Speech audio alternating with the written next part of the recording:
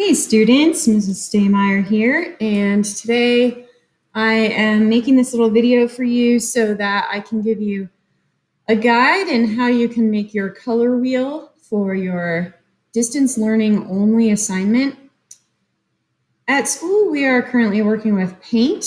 However, students who are at home, if you do not have paint, then I'm going to encourage you to create your color wheel with your colored pencils. So it's possible that the color that you're seeing in this recording is a little bit off. That's just probably a result of the lighting and the camera and the translation. But here I do have my three primary colors. Of course, red, yellow, blue. And then for our tints and shades, tints being colors with white added to them, we're going to use the transparency of the white paper. And for the colors that are shaded, we are going to use our black colored pencil.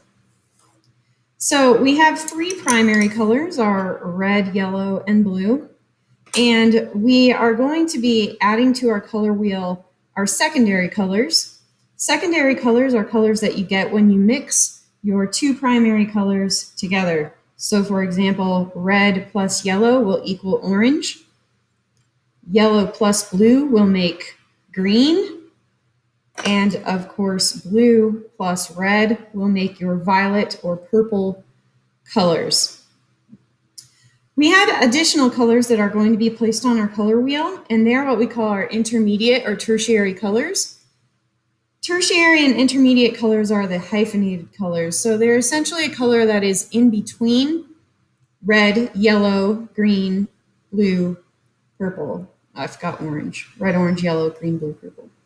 So they are red, orange, of course, yellow, orange, yellow, green, blue, violet, and red, violet. And we're going to be using all of these three primary pencils to create all 12 of those colors. 3 primaries, 3 secondaries, and 3 intermediate colors.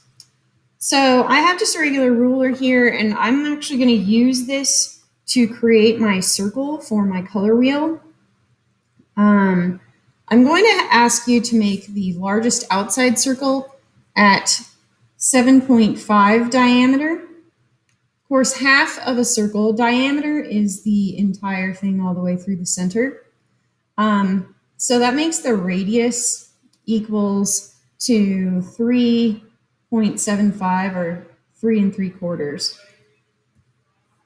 The next circle that you're going to be making, I'm going to ask you to do it at 5 inches diameter, and your inside ring is going to be at 2.5 inches diameter. Okay, so just here in the middle of my paper, I'm going to take my ruler, I'm going to mark it at 0, and I'm going to also mark it at my total diameter, which is 7.5 inches. The radius of a circle is half of that, so it's exactly where the middle point is. So I'm going to go and mark my radius as well. This is going to be the center of my circle. Remember that the radius is the midpoint of your circle, and from all points on your circle, it's going to be that distance to the outside. So if I remember that the entire distance from the center to the outside point of the circle is always going to be the radius, 3.75, then I can just at various points take my ruler and put 3.75 at the middle and then mark it going around. And then I can play the connect the dots game and use that to draw out my circle. So after I've made a few reference points, I can now sketch out my circle. If you happen to have a compass on hand, then please, by all means, use the compass. However, this is a great way for you to make a circle if you don't have one. And it's okay if it's not perfect. So I'm going to do the same thing here for creating my 5-inch diameter circle and also my 2.5-inch diameter circle. So half of 5.5 is, half of 5 is 2.5. So I can do the same thing, putting 2.5 at my center point. Mark it at 0. I should mark it at 5 while I'm at it here. So 2.5 inches and 5 inches. Once again, if you happen to have a compass, you can go ahead and use that. This is the cheater's method if you don't have a compass, so that you can try to draw a reasonable circle here. Like I said, a few lumps and bumps in your circle is okay. You see, I have some in mine over here. And finally, to get our third circle, we're making a 2.5-inch diameter circle. So that is only going to be 1.25 inches. So I'll go ahead and put 1.25 inches at our bullseye center point of our circle, and then mark at 2.5 at a variety of points around here. And then I can draw them all the way around. Go. Oh, I mismeasured at one point. Good. All right. So it's going to look something like that. All right. Once you've got 3 circles there, just like a target, and of course you know where your center point is, then we can go ahead and divide this giant target into 12 even pieces. So we have our 3 primaries, we have 3 secondaries, and we also have 6 intermediate or tertiary colors. So that is for our total of 12. What I'm going to do is I'm going to mark this like a clock. 12 o'clock at the top, directly above bullseye, and then 6 o'clock, of course, ends up directly below it. For 3 o'clock, we're going to go straight out from the side. So you're taking your ruler, put it so it goes straight out to the side, and make your crosshairs there. Now remember, this is 12 and this is 3, so in the middle we need 1 o'clock and 2 o'clock. I like to tell my students to put up a peace sign and use their fingers to try to make it so that we have 1, 2, 3 even sections in each quadrant. If you have a protractor, of course you can use your protractor.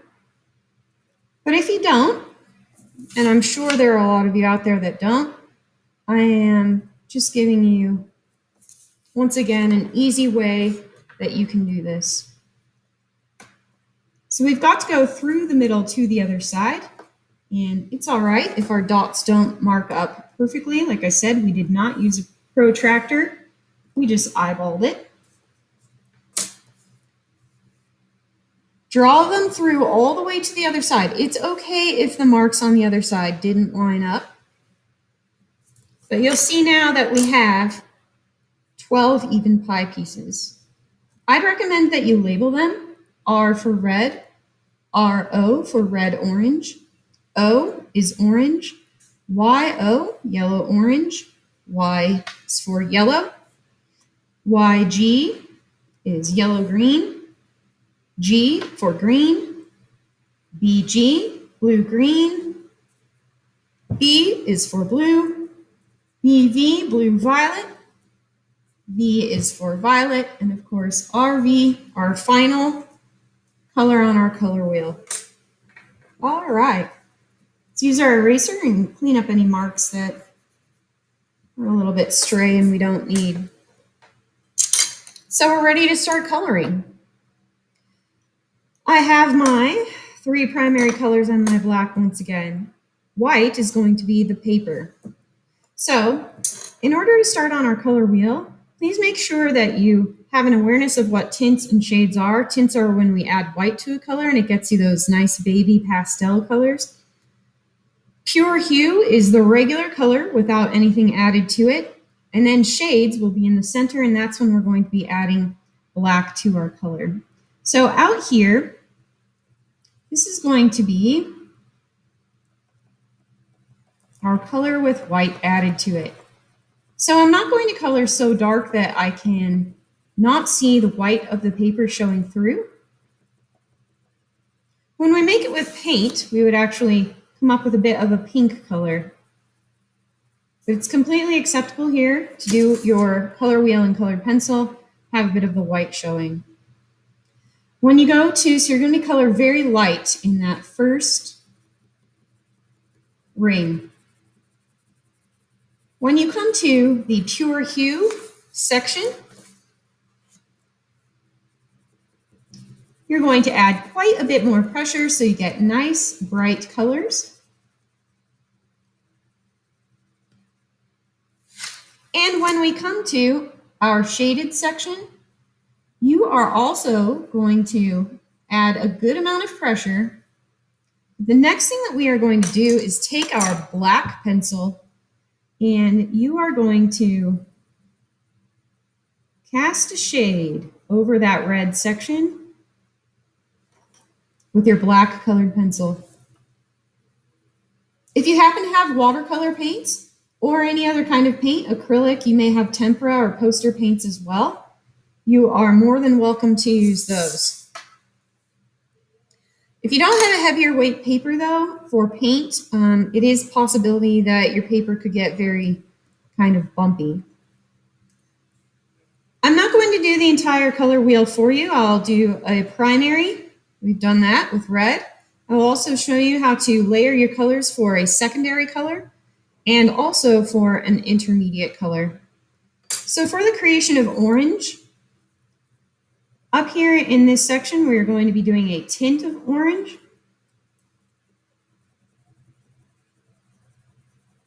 So I'm going to color very light. You may want to try this technique of using your fingernail to lock your pencil. Just helps you to shade a little bit more in the lines.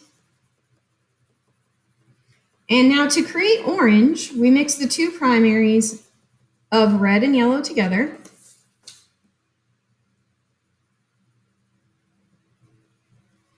So I'm layering my two colors. For our pure hue color, I am going to add a good amount of pressure with my red, perhaps not as much as I added with the pure red section.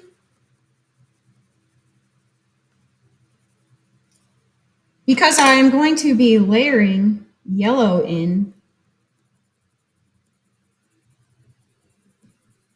good amount of pressure happening here on my hand to create orange.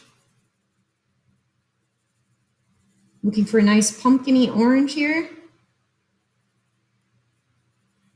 with my colored pencil. Repeat the same process for the shade section, creating orange.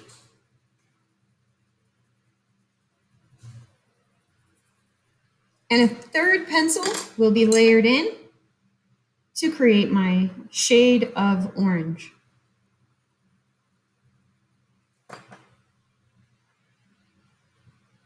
Try to make it smooth.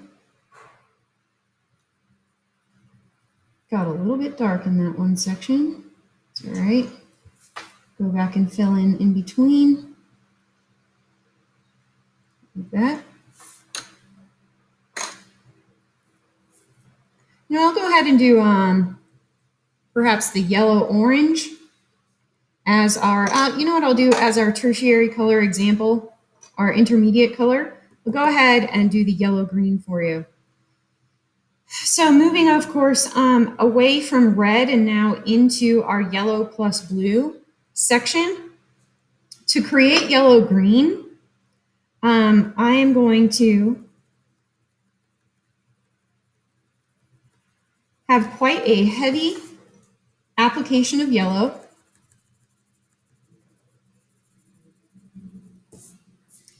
Same, of course, here.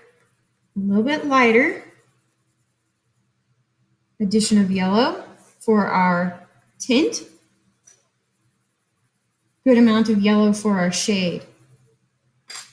And then to create yellow-green, oh so lightly, I'm going to layer blue, because yellow and blue makes green.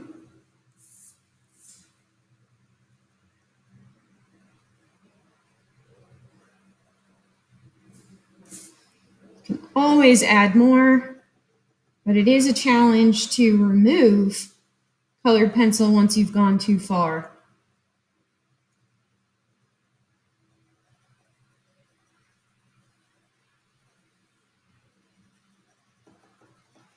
A nice pale layer of blue here in my tint section. Notice I've got my pencil turned way down low on the side. Going to add additional yellow here for yellow-green. Just one moment, please.